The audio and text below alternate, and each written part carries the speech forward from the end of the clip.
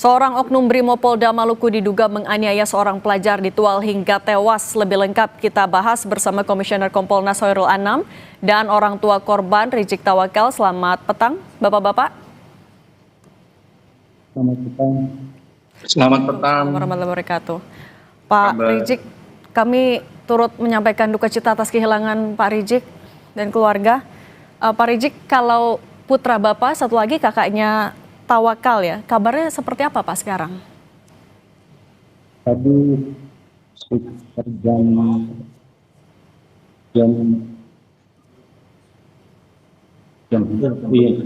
jam 12 ada tanda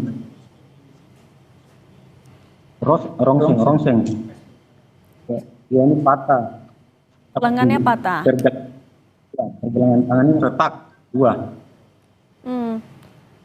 Pergelangan tangan yang tangannya juga ada sedikit tergeser. Oke, tapi Pak Rizik, kalau yang Bapak tahu sebenarnya apa yang terjadi saat itu sampai dua putra Bapak bisa mengalami penganiayaan?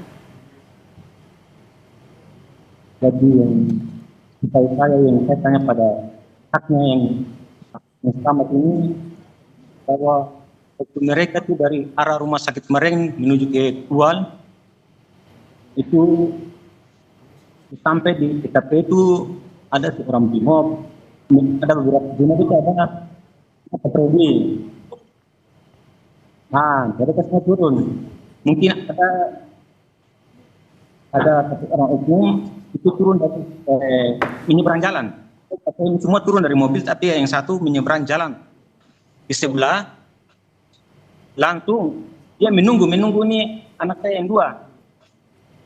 Nah, karena yang satu yang di depan ini tidak dipukul sama helm, nanti yang kedua sama helm.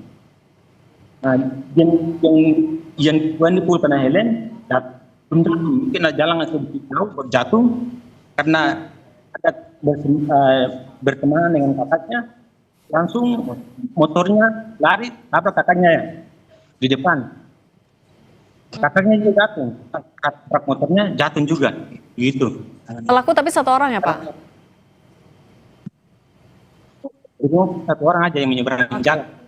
Oke, kalau gitu saya ke Mas Anam. Mas Anam, anak di bawah umur menjadi korban hanya karena diduga ya ikut aksi yang tidak terbukti sebenarnya. Proses pertanggungjawabannya sudah sampai mana?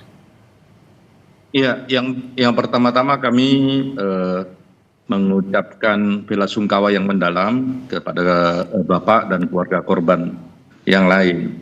Yang kedua, kami menyesalkan tindakan kekerasan oleh anggota kepolisian Brimob dalam konteks ini. Nah, yang berikutnya bagaimana pertanggungjawaban? Saya kira kalau kita lihat proses saat ini, yang pertama memang proses pidana dan proses etik berjalan, dan itu sudah dilakukan, tapi ini harus dijamin bahwa prosesnya harus transparan. Nah, proses harus transparan itu salah satunya ya harus mengupdate kepada keluarga korban apa yang sudah dilakukan, apa statusnya. Salah satunya saat ini misalnya statusnya adalah tersangka. Ya, pelakunya sudah jadi tersangka di level pidana, di level etik ya sekarang sedang diproses etiknya. Semoga gelar sidang etiknya segera berjalan. Nah, yang paling penting dari peristiwa ini adalah janganlah gunakan kewenangan secara berlebihan. Ya, apalagi dengan tindak kekerasan. Kalau dalam konteks dunia HAM itu terkenal dengan excessive use of force, penggunaan kewenangan secara berlebihan. Ini kan apalagi ini menghadapi anak-anak ya, karena anak-anak itu kenakalan anak-anak dan sebagainya itu ada mekanismenya kalau dianggap nakal. Ya, bahkan kalau dianggap kejahatan juga ada mekanisme khusus, jadi tidak boleh diperlakukan sewenang-wenang. Tapi lepas dari itu, tindakan kekerasan harus dihindari apapun alasannya. Apalagi menghadapi anak-anak. Oke, saya tanya dulu ke Pak Rizik. Pak Rizik, tapi ketika kejadian sebenarnya dua putra Bapak ini sedang dalam perjalanan kemana atau sedang apa Pak sebenarnya? Jadi mereka ini bawa motor ini katanya jalan-jalan. Menurut yang katanya ini dari rumah itu sekitar jam 6:30 itu saya larang, tidak boleh kemana-mana. Tapi keluar rumah mereka sudah jalan, saya larang. Tapi setahu saya itu mereka nih jalan aja, mereka berdua aja. Oke. Jalan ke rumah kemarin langsung balik. Oke, artinya dugaan balap liar menjadi alasan terduga pelaku ini melakukan penganiayaan itu tidak benar? Oh, itu tidak benar. Tidak benar. Tidak benar. Tidak benar. Oke, tapi Pak Rizik, kalau misalnya tadi kunci indikator dari transparansi adalah update yang terus dilakukan kepada keluarga, Anda mendapatkan itu secara reguler? Iya. Oke. Dari Polres.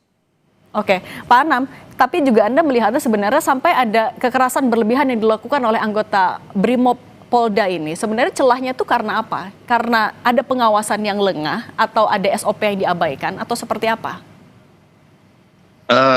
Kami lagi telusurin ya, tapi kalau lihat sekilas memang ada SOP yang dilanggar. Ada SOP yang dilanggar, satu itu, yang kedua memang ada satu kebudayaan ya yang memang menjadi ancaman masih menjadi tradisi di kita bahwa pendekatan itu selalu dengan kekerasan. Nah, ini nggak bisa kayak begitu. Oleh karenanya kita mengingatkan dan selalu mengingatkan anggota kepolisian untuk tidak menggunakan kekerasan. Polisi itu sudah berbenah banyak. Ya, mungkin ada satu dua yang masih gampang emosi, terus kekerasan dan sebagainya. Fungsi dialog, fungsi pembinaan dan sebagainya kepada masyarakat harus dikedepankan. Karena transformasi kebudayaan jadi penting. Sekali lagi, jangan gampang menggunakan kekerasan. Oke, kalau gitu saya juga mau tanya ke Pak Rizik. Pak Rizik, kalau dari pemantauan Anda, sebenarnya penanganan dari polisi menurut Anda sudah sesuai ekspektasi belum? Ya, alhamdulillah. Ya, dari yang kami pantau memang sudah dijadikan ditetapkan jadi tersangka. Jadi kami alhamdulillah sudah keluar sudah tenang. Oke, sedikit Pak, berarti terakhir harapannya sanksi seperti apa yang dijatuhkan kepada pelaku? Yang pertama ini kami minta ini hukuman seberat-beratnya. Hukuman berat yang adil sesuai dengan tindakan yang dilakukan. Pak Rizik Tawakal, terima kasih sudah berkenan berbagi bersama kami di Kompas Petang. Semoga segera pulih juga untuk putranya Pak. Dan Khairul Anam, Komisioner Kompolnas juga terima kasih sudah berbagi bersama kami. Terima kasih. Ya, terima kasih.